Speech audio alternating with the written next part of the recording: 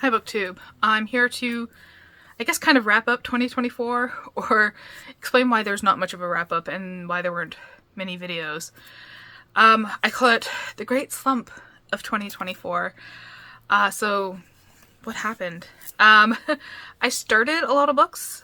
I did not finish a lot of books. I was having a lot of trouble with finishing books for some reason. And I didn't, I felt like I didn't read as much as I had in previous years, and I don't have any final numbers on the amount of books that I have read because I stopped tracking at a certain point, because to be honest, it was depressing to see the fact that I felt like I was putting in so much effort, but I wasn't finishing things, so like things were being put on the tracking list because I only put them when I finished. So yeah. I was thinking to myself, why did this happen? I'm actually, like, for the first time doing, like, I worked full-time before, but it wasn't actually, like, real full-time hours, because I could kind of make my hours, but now my job is, like, legitimately 40 hours a week, so it's, you know, a lot of work. I'm juggling, you know, everything as an adult, and then reading and hobbies and stuff like that. It didn't really go as planned. And the type of work I do requires a lot of like mental load. So like being mentally exhausted at the end of the day was a thing that happened a lot to me.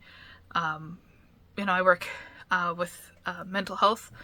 I work in mental health, and you know, some days are great, and some days I can, like, we sit there and we watch movies and it's awesome, and then other days, like, you know, one of the residents gets really upset and throws his pee-soaked pants in my face, you know, like, it's, sometimes, you know, I'm, one time I did have hands put on me, not, like, just, like, grab by the shoulders and, like, push, not anything too drastic, and I'm not scared of my work. I don't want anyone to be scared of my work, but I'm just saying those are, like, the two opposite, like, sometimes it's, like, chilling and pretty cool, and then the other extreme is, you know, like that. So, yeah, never knowing what you're going into can be mentally exhausting.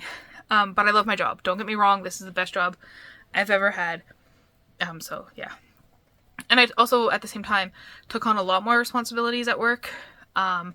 So, yeah, there's a lot. I wasn't used to working this much with this much mental load. Yeah, so the job change. I think I got also a little too ambitious with my reading. I really got into nonfiction. And I think it's harder to finish nonfiction than it is to finish fiction because, like, let's face it, plot is sometimes what keeps you reading. Whereas with nonfiction, it's kind of just like, you have to rely on your own curiosity and your own internal motivation to keep reading, and I didn't always have that internal motivation. And also aim to read more than I had in previous years, which is kind of funny because, like, I read 125 books last year, and that's a lot of reading. That is, let's face it, like, that is a lot of reading. So yeah, with this year being more demands on my time and everything, I don't know how I thought I was going to read more. I stopped keeping track already, as I said, because it was just disappointing to feel like even though I was reading a lot, I wasn't finishing things. Yeah. And sometimes I was just leaving reading to just before bed, and by the time I was in bed, even though I was like, I have like 2 hours to spare, I'm going to sit and read for these 2 hours, the words on the page would go all fuzzy, and like I go cross-eyed, and I'd just be like, I'm too tired to read at that point. So another reason is that other hobbies were just more compelling because I guess they were less mentally taxing. You know, building The Sims. I really got into The Sims 4 this year. And watching streamers. You don't want to know my Twitch stats. You do not want to know my Twitch stats. You don't want to know my TikTok stats either. But yeah, so I spent a lot of time doing that. Watching my comfort shows was taking up a lot of time. Yeah, and as I said, Twitch just kind of took over things. Whoever thought, like, that would be a form of entertainment, watching other people play video games. But yeah. So, like, I always thought of like slumps in general, that it's kind of your brain's way of saying, hey, like, take a break. You're doing this too much. Maybe you should slow down just a little, explore other things. And I did listen to that. We can look at reading as like exercise. I think it's like unsustainable to like keep sprinting. Like, sprinting is for like short periods of time, short bursts of time.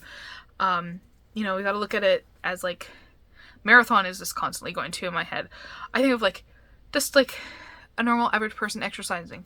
You do it for a certain amount of time, you take a break, you have rest days, kind of that stuff.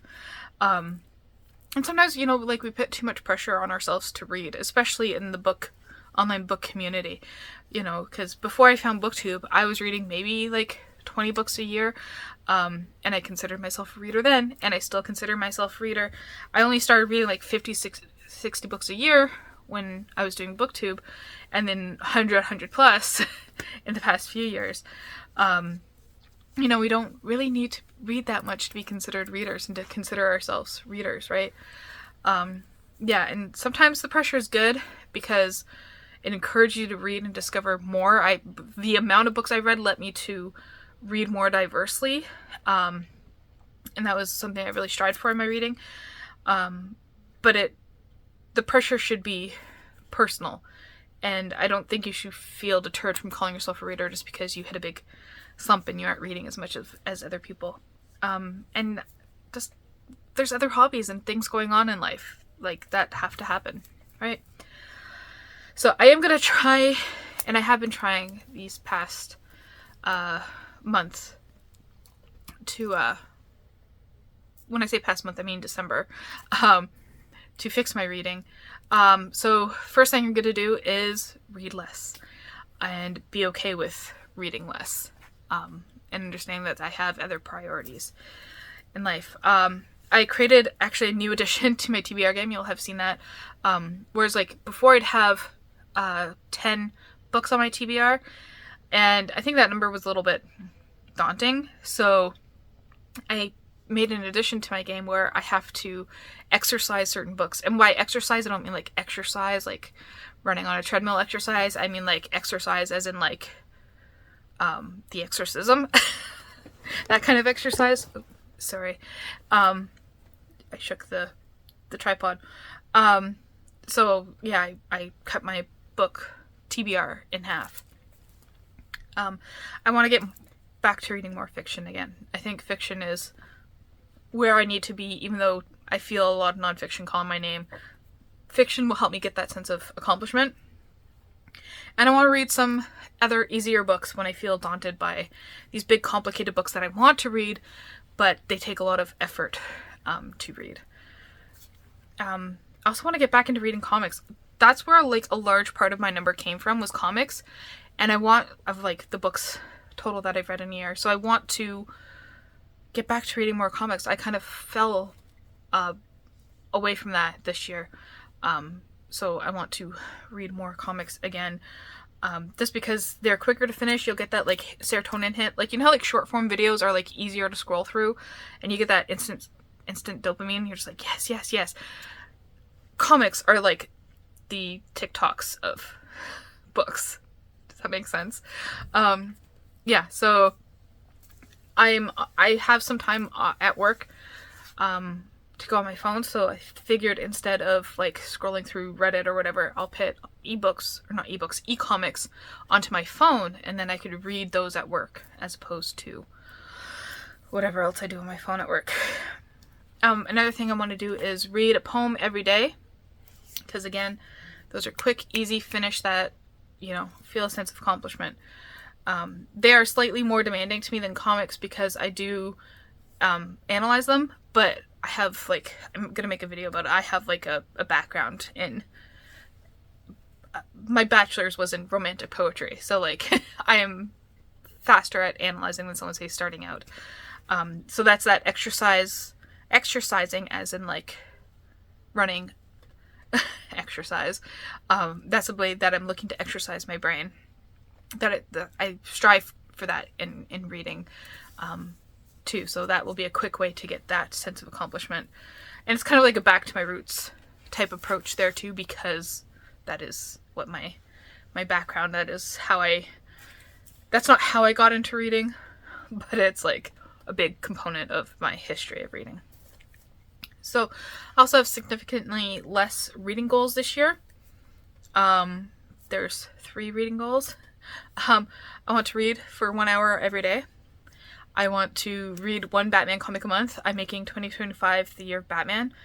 All my other goals are structured around Batman. I want to get a Batman tattoo this year too, so it's like a Batman year. So I want to read 1 Batman comic a month, and I want to enjoy what I'm reading.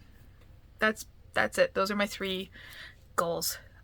So yeah, let me know how your 2024 reading went and how you want your 2025 reading to go, and thank you for watching.